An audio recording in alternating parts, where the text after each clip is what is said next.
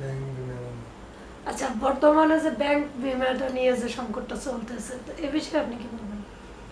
এটা আমাদের জন্য একটা কঠিন পরিস্থিতি আমরা বিরাজ করতেছে। আপনারা দেখেন বিগত সরকার তাদের কিছু লোক এই ব্যাংকগুলোকে লুটপাট করে শেষ করে সুন্দর করে, জনতা ব্যাংক বলেন, বেসিক ব্যাংক বলেন, ন্যাশনাল ব্যাংক বলেন, এইভাবে ইসলামী ব্যাংক বলেন, এইভাবে ব্যাংকগুলা তারা লুটপাটের একটা স্বর্গরাজ্য তৈরি করেছিল। ব্যাংকগুলো এখন খুব ক্যাঙ্গারের মতো লাফাইতেছে। তারা এখন সরকার 5টা ব্যাংকে ইতিমধ্যে সম্মিলিত ইসলামী ব্যাংক করছে, কিন্তু পাবলিক কিন্তু এই ব্যাংকগুলোতে অনেক আমানত রাখছে, জমা রাখছে, এফডিআই রাখছে, কিন্তু পাবলিক এখন টাকা পাচ্ছে না, উঠাতে পারতেছে না, কারণ ব্যাংকগুলোতে অর্থ দেওয়ার মতো অবস্থা নাই। তো এটা সরকার এখন 35,000 কোটি টাকা তাদের ব্যাংকগুলোতে বরাদ্দ দিছে, ফেড অফ ক্যাপিটাল।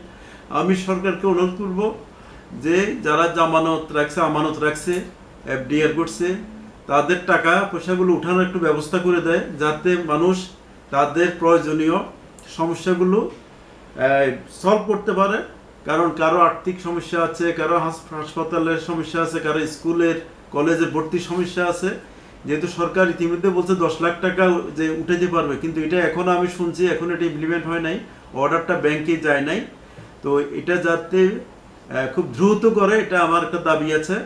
আর যারা লুটেরা তাদের যাতে প্রকাশ্যে এদের যাতে বিচার হয়, এবং জনগণের টাকা যারা লুটপাট করে বিদেশে পাচার করছে তাদের আইনের আওতায় এনে তারা যাতে কিছুতেই বাঁচতে না পারে, তারা যাতে বিদেশে পালাইতে না পারে, এদের জনগণ এদের বিচার চায়, এদের ফাঁসি দাবি করতেছে। পাশাপাশি বিমা সেক্টরটা খুবই কঠিন অবস্থা যাচ্ছে। আপনার লাইফ ইন্স্যুরেন্স যে অনেকগুলো কোম্পানি এরা বিমা করে, কিন্তু মেয়াদ উত্তীর্ণ হওয়ার পর এদের টাকা দিচ্ছে না, হয়রানি করতেছে। অনেকেই আমাদের কাছে আসছে এই সমস্ত বিষয় নিয়ে দাবি করতেছে ওদের মেয়াদ উত্তীর্ণ টাকা প্রদান করার জন্য, কিন্তু ওরা টাকা না দিয়ে তালবাহানা করতেছে, পালাই আছে। সেই টাকা না দেওয়ার কারণ কি? এখন টাকা না দেওয়ার কারণ হলো যারা এগুলোর মালিক, এই মালিকরা তাদের নিজেরা বাগ বাটোয়ারা করে জনগণের টাকাগুলা খেয়ে তারা বিভিন্ন জায়গায় সম্পদ করছে, বাড়ি করছে, গাড়ি করছে, কিন্তু এই যে আমানত রাখছে, মেয়াদি বিমা করছে, তাদের মেয়াদ উত্তীর্ণ হবে, তারা টাকা দিতে পারছে, তার টাকাগুলো কোথায় গেল? আমি আমাদের বিমা নিয়ন্ত্রণ সংস্থা আছে, তাদের আইডিয়ার কাছেও আমাদের অনুরোধ থাকবে এদের বিরুদ্ধে তদন্ত করে কঠিন ব্যবস্থা নেওয়ার জন্য। জনগণের প্রাপ্য টাকা যাতে পায়, যারা অনেক কষ্ট করে টাকাগুলা সঞ্চিত করছে, সেই টাকাগুলো এখন যখন যায় দাঁড়া দাঁড়ে ঘুরতে হচ্ছে, তালবাহানা করতেছে, মাসের মাস বছরে বছরও তাদের এই টাকাগুলো তারা দিচ্ছে না। তো এদের বিরুদ্ধে আমি সরকারকে বলবো, আমাদের অর্থ মন্ত্রণালয় আছে, আইডিয়ার আছে, এদের বিরুদ্ধে প্রয়োজনীয় ব্যবস্থা গ্রহণ করার জন্য। সরকারের কাছে আরো একটা দাবি করব, জেনারেল বিমা, সাধারণ বিমা ক্ষেত্রে আমাদের গাড়ির ইন্স্যুরেন্স এখন ম্যান্ডেটরি না। গাড়ি ইন্স্যুরেন্স বিগত সরকারের একজন বিএটির পরিচালক ইন্স্যুরেন্সটা বন্ধ করে রাখছে, মানে করা যাবে কিন্তু বাধ্যতামূলক না। এই থেকে সরকারও এখান থেকে ব্যাট হারাচ্ছে, বিমা কোম্পানিগুলো প্রিমিয়াম লস করতেছে। পাশাপাশি প্রতিদিনে দেশে যেভাবে দুর্ঘটনা হচ্ছে, 15, 20 জন, 30 জন, 50 জন এভাবে মারা যাচ্ছে, তারা কোনো বিমা সুবিধা পাইতেছে না, ক্ষতিপূরণ পাইতেছে না গাড়ির ইন্স্যুরেন্স না করাতে।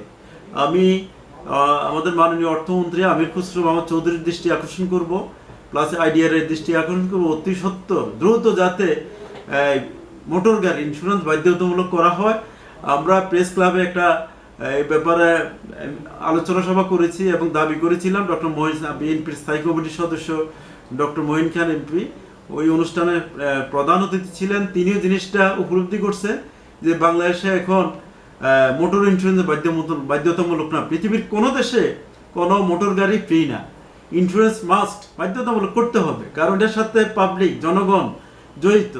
কারণ যারা ভ্রমণ করে এই গাড়ি কিন্তু আনসার্টেন, নিশ্চয়তা না এটাতে নিরাপদে পৌঁছবে। তার জন্য গাড়ি ইন্স্যুরেন্সটা যদি ম্যান্ডেটরি করা হয়, তাহলে এই ক্ষেত্রে জনগণ নিরাপত্তা পাবে, প্লাস যদি দুর্ঘটনার জন্য ক্ষতিপূরণ পাবে।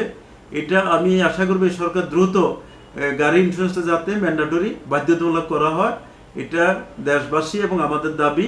কারণ আপনারা প্রতিদিন দুর্ঘটনার একটা খতিয়ান বা জরিপ দেখবেন, আপনার নিউজ পেপার, মিডিয়া খুললে দেখবেন যে অ্যাক্সিডেন্ট সারা দেশে। তো এইখানে সাধারণ পাবলিকের প্যাসেঞ্জার নিরাপত্তার কথা।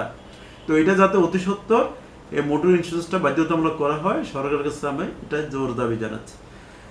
তো ধন্যবাদ আমাদের খোলা ধন্যবাদ বাজার এবং আপনাকেও। আপনার বলেন। নামটা যদি বলতেন একটু। আমি ওয়াহিদ মজুমদার, সভাপতি জাতীয়তাবাদী ব্যাংক বিমা পেশাজীবী পরিষদ এবং সভাপতি ঢাকাস্থ লালমাই উপজেলা বিএনপি।